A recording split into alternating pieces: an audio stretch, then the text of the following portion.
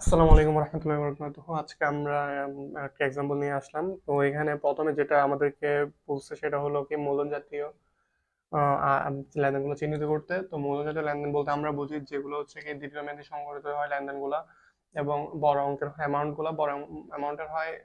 তারপর ওগুলা প্রতিনিয়ত সংগঠিত হয় না একাধিকবার, ওগুলো মাঝে মাঝে সংগঠিত হয় লেনদেনগুলা। তো আমরা এখানে ক নম্বরে চারটা লেনদেন পেয়েছি যেগুলো মূলধন জাতীয় লেনদেন, যেমন মূলধন নিয়ে আসছে ব্যবসায়ী, ওইটা মূলধন জাতীয় লেনদেন হিসেবে ধরা হবে, কারণ এটা মূলধন তো প্রতিনিয়ত নিয়ে আসে না এবং অ্যামাউন্টটা বড় নিয়ে আসে। তাইলে তারপর যন্ত্রপাতি ক্রয়ও সেম কথা। তারপর ঋণ গ্রহণ করছে, ঋণটা গ্রহণটা বড় অ্যামাউন্টের হয় এবং এটা মাঝে মাঝে সংগঠিত হয়। তো এবং দীর্ঘমেয়াদী ঋণ নিয়েছে এটা। তো উত্তোলনটাও সেম। তাহলে আমরা এই চারটা লেনদেনকে মূলধন জাতীয় লেনদেন হিসেবে ধরতে পারি। এখানে অ্যামাউন্টটা এখানে লিখে দিলে তারপর মোট পরিমাণ বের করা যাবে। এরপর আমাদেরকে খ নম্বরে যেটা আমাদের বলা হয়েছে টেবুলার সামারি বের করতে, আমরা টেবুলার সামারিটা করবো এখন। তো টেবুলার সামারিতে বলা হয়েছে প্রথমে নগদ 1 লক্ষ টাকা নিয়ে ব্যবসা শুরু করছে। তাহলে নগদ যদি 1 লক্ষ টাকা নিয়ে ব্যবসা শুরু করে, তাহলে আমার নগদ টাকা পেয়ে যাবে জুলাইয়ের 1 তারিখ। তাহলে জুলাইয়ের 1 তারিখ নগদ 1 লক্ষ টাকা হবে। তারপর এদিকে আমার মূলধন যেহেতু নিয়ে আসছি, ওই জন্য আমার মূলধনের পরিমাণ 1 লক্ষ টাকা বেড়ে যাবে। এরপর আমাদেরকে বলা হয়েছে ধারে অফিস যন্ত্রপাতি ক্রয় করছি, ওই জন্য ধারে যদি অফিস যন্ত্রপাতি ক্রয় করে থাকি, তাহলে আমাদের যন্ত্রপাতি বেড়ে যাবে 20,000 টাকা। এরপর যেহেতু ধারে ক্রয় করছি, ওই জন্য আমার পাওনাদার বেড়ে যাবে 20,000 টাকা। এরপর আমার মক্কেল আইন হিসাবে বাবদ নগদ আয় করছি, নগদে যখন আয় করব, তাহলে আমার অবশ্যই এখানে নগদ টাকা বেড়ে যাবে 30,000 টাকা। এরপর এটা যেহেতু আমি আয় করছি, ওই জন্য আমার মালিকানা সত্ত্ব বেড়ে যাবে 30,000 টাকা ইনকাম হলে। এরপর প্রদেয় নোটের মাধ্যমে যেহেতু ঋণ নিছি, আমার ঋণ নিলেও নগদ টাকা বেড়ে যাবে, নগদ টাকা যেহেতু বাড়বে, ওই জন্য নগদান হিসাব আমার ডেবিট হবে, বা এখানে আমার 50,000 টাকা বেড়ে যাবে নগদ টাকা। যেহেতু এটা প্রদেয় নোটের মাধ্যমে নিচ্ছি, ওই জন্য প্রদেয় নোটের পরিমাণ 50,000 টাকা লিখবো। এরপর ধারে আইনি সেবা প্রদান করছে, ধারে যেহেতু সেবা প্রদান করছে, ওই জন্য আমার যেহেতু নগদ টাকা এটা পাই নাই, ওই জন্য আমার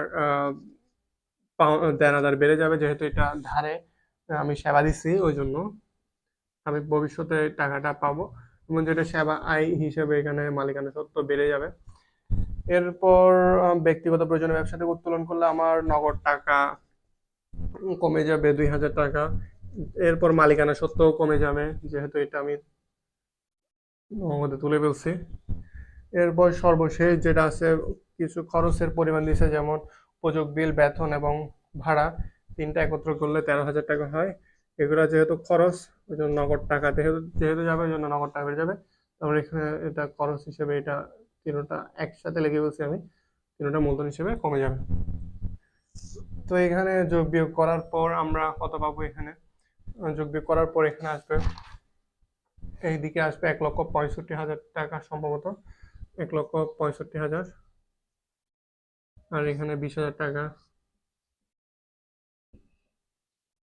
15,050।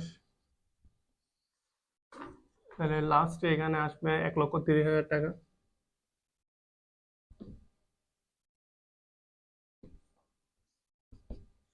তাহলে এখানে টোটাল করলে এখানে 2 লক্ষ টাকা হবে। এখানে 20,035 এটা 1 লক্ষ টাকা, আর এখানেও এদিকে 1 লক্ষ টাকা হবে, সরি 2 লক্ষ টাকা।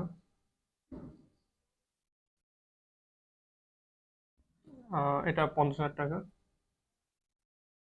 তাহলে এখানে উভয় পাশে মিলে যাবে, এটাই হলো টেবুলার সামারি। এরপর আমাদেরকে উদ্ধৃত পত্র বের করতে বলছে। উদ্ধৃত পত্রে এখানে মূলত মূলধন এবং সম্পদ এবং দায় বের করব। তো এখানে আমি গ নাম্বার যদি এখানে করি, তাহলে এখানে সম্পদের পরিমাণ, সম্পদ আসবে কোনগুলা, সম্পদ এখানে মূলত এখানে আমাদের আহ, নগদ যেটা আছে সম্পদ, এটা সম্পদের। তারপর এখানে দেনাদার কত, এটা আমাদের। তারপর যন্ত্রপাতি কত, এটা সম্পদ। আর দিকে প্রদেয় নোট কত, তারপর পাওনাদার কত, পাওনাদার 20,000 টাকা। তারপর এখানে মূলধন 1,30,000, মূলধনটা হচ্ছে কি পাওনাদার মূলধনের মধ্যে বসবে। এটাই হলো মূলত আর্থিক বিবরণী। চাইলে এটা এখানে নগদ সম্পদ নগদ দিয়ে দিয়ে দিতে পারি। তারপর এখানে 1,65,000। তারপর এখানে আমাদের যন্ত্রপাতি 20,000। এরপর দেনাদার 15,000। ঠিক সেম ভাবে এখানে দায়ের দিকেও আমরা প্রদেয় নোটের পরিমাণ 50,000 টাকা, দেনাদার পাওনাদার পরিমাণ 20,000, আর মূলধনের পরিমাণ 1,30,000 টাকা লিখে টোটাল অ্যামাউন্টটা লিখে দিব। এটা হলো উদ্ধৃত্ত পত্র।